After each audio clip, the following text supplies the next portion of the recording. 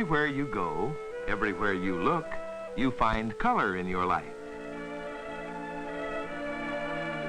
Beautiful colors are a pleasure to see. Some are nature's colors, the color of flowers, the color of animals,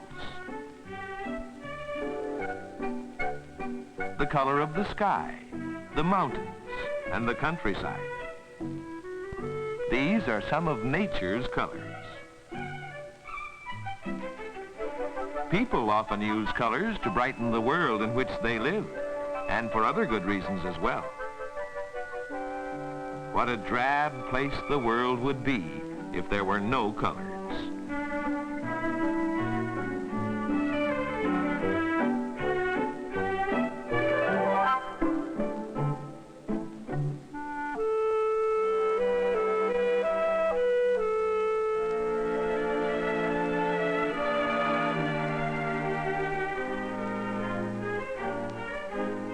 Although beautiful colors are a delight to all, colors also serve us in many other useful ways. As an example, when a traffic signal turns to red, everybody knows that this means to stop. The cars wait while the light is red.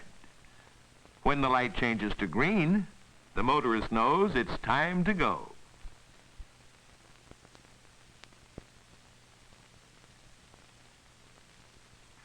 Air Force planes that fly over oceans are painted with bright colors, the easier to find should they be forced down at sea.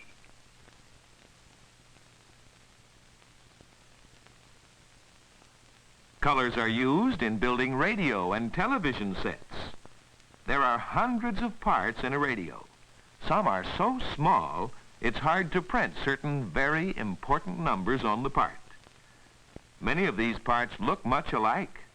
Yet the builder knows they are different, for each is painted with certain colors. Each color stands for a certain number, and each different part is colored in a different way. This method of identifying things is one of the many ways that color is put to work.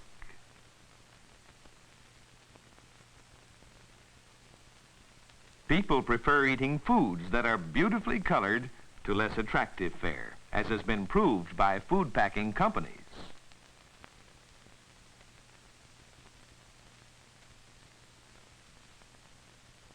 Did you ever wonder why light-colored clothing is cooler in summer than dark? The reason is that light colors reflect more heat than dark. This scientific experiment with a light and dark colored box offers proof. A thermometer reading 70 degrees is placed in the light box. The box is covered, and another thermometer, also reading 70 degrees, is placed in the dark box. The two covered boxes are allowed to stand in the warm sun for 20 minutes. Then the two thermometers are checked again. The temperature in the dark box rose 30 degrees. The thermometer in the light box shows a temperature rise of only 14 degrees. The difference in temperatures proves that the light color reflected much more heat than the dark. Although most plants are primarily green in color, the blossoms of the same plants run to a great variety of colors and shades. People are so fond of flowers that many farmers grow them as a crop. Millions of farm-grown flowers are shipped all over the country throughout the year to brighten our homes and hearts. Yet, there's a very practical reason for the color of flowers. Each flower is a seed of the plant upon which it grows. To become a good seed, it must obtain pollen from another flower of its own kind.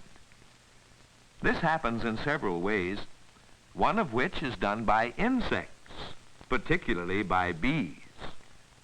The bees fly from flower to flower, gathering sweet nectar. It's believed the colorful flowers help attract the insects. Pollen sticks to the animal's legs and is transferred when the insect moves from flower to flower. The color of the flower helps attract the insect, and the insect does the job of transferring pollen. This is one of nature's reasons for coloring flowers in many vivid hues.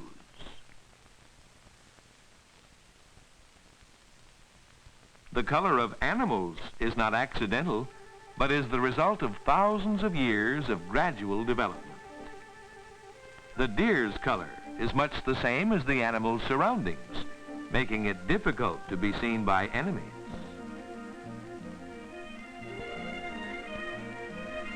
The prairie dog, also a hunted animal, has a similar color for the same reason.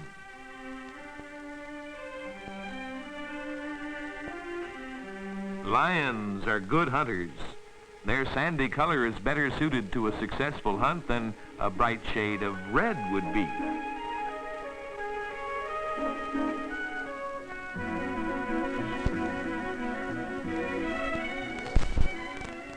Of course, not all lions are hunters.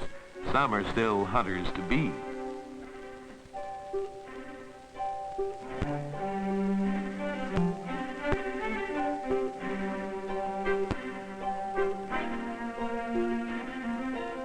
Notice the protective coloring of the peafowl and her chick, while the peacock is brilliantly colored for the purpose of attracting a mate.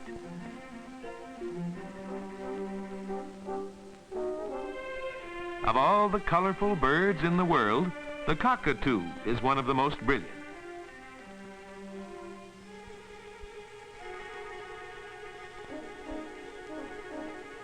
In its native surroundings, the polar bear lives on snow and ice and has a white coat to match. This bear lives in a dark forest and has a black coat to match.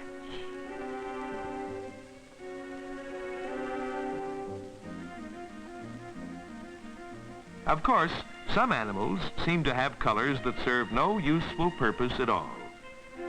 But even with the zebra, there's probably a good reason why nature has colored this animal in the way that she has. Now here's a defenseless little caterpillar that's colored exactly like the plant upon which it feeds. Do you see it? Right in front of you.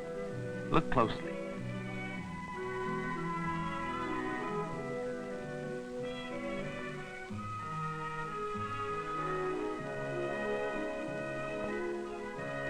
This insect is colored like something it is not. Although it looks like a wasp, it's actually a harmless little moth. And while some insects imitate other animals, man tries to imitate the color and form of certain insects. This is a specialty with some fishermen who make clever imitation insects for catching fish that are attracted to their colorful bait. Another example of how colors are useful.